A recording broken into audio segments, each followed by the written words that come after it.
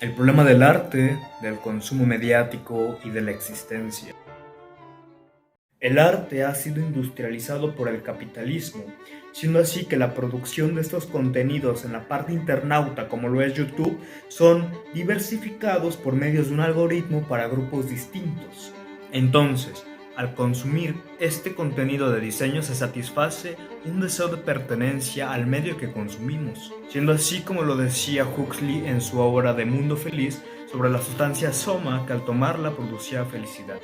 Pero mi pregunta es, ¿cómo se desarrolla el gusto? ¿Por qué consumimos lo que consumimos? ¿Por el vínculo de atracción acaso? Siendo así, el vínculo de atracción de una ilusión de la realidad producida por la propaganda idealista del capital o sobre lo que genera creando un sentido ideológico cuando el arte se industrializa. Y aquí viene lo curioso, porque entonces el arte se termina convirtiendo en una ideología que termina representando a tu persona. Y hay que tener en cuenta que por la ideología el individuo pierde su personalidad, porque no hay ideologías individuales. Sustituye entonces la personalidad por una identidad, las cuales la tienen las dicotomías culturales, entre comillas. Y pues así uno siente lo que no es. Marx describe en su tiempo lo que para nosotros es la producción de arte o contenido por los grupos minoritarios para el consumo de masas. Consideró que las ideologías eran una suerte de falsa conciencia que la clase dominante, es decir, la burguesía, a través del Estado imponía al pueblo para poder dominarlo. Para nosotros, pues serían estos grupos minoritarios con gran presupuesto que impone sobre nosotros el contenido que consumimos. Estos hacen de su producto una fórmula que comienza a esparcirse a través de anuncios situados pues en la parte mediática de la sociedad, que pues son redes sociales. El mundo virtual que no es tangible y que nos tiene tan atrapados.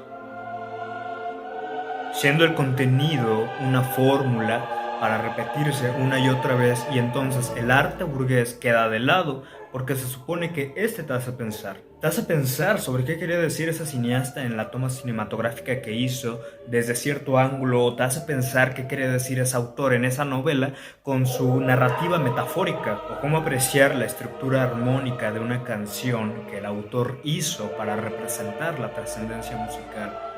Todo en medio de una sociedad del cansancio que lo único que quiere es llegar a casa y tirarse en el sofá a ver la televisión y entretenerse y no pensar, porque tuvo todo un día alienando su vida. Si nos damos cuenta, básicamente es como si todo el sistema estuviera estructurado para que fuera un círculo vicioso. Porque no podemos obligar a la gente que llega después de trabajar a ponerse a reflexionar, porque es absolutamente comprensible que la gente no lo quiera hacer porque es bastante cansado. Es como si regresáramos de repente a otra parte donde la burguesía era la única que tenía acceso a la educación y el proletariado no, porque el proletariado tenía que ver cómo sobrevivir, cómo comer y qué es lo que le iba a dar a su familia, o cómo no morir si alguien te estaba persiguiendo para volverte esclavo. Entonces, pues no pensamos porque seamos estúpidos, sino más bien no pensamos porque estamos cansados.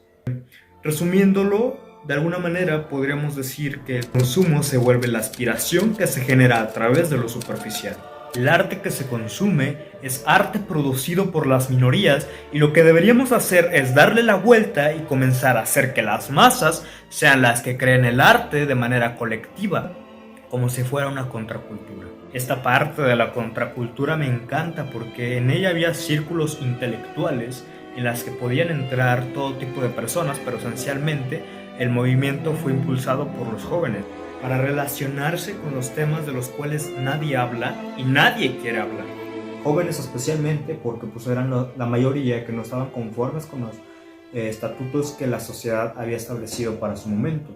Y era como romper absolutamente el paradigma de lo que era la juventud, de lo que iba a ser la literatura, de reestructurar la educación fuera de la academia. Era hablar de política, era hacer algo que la gente no quería hacer, o más bien era hablar de lo que la gente no quería hablar. No había que ser un academicista para hablar sobre filosofía, historia, matemáticas o crear obras. Que veamos la contracultura como una rebeldía, pero la rebeldía no en el sentido de ser un niño tonto que no sabe qué hace y nada más lo hace porque sí, sino más bien es una rebeldía que huye de las nomenclaturas, huye de las etiquetas, huye de los subgrupos, huye de encajar en algo por parte de la sociedad. Al final somos infinitas posibilidades.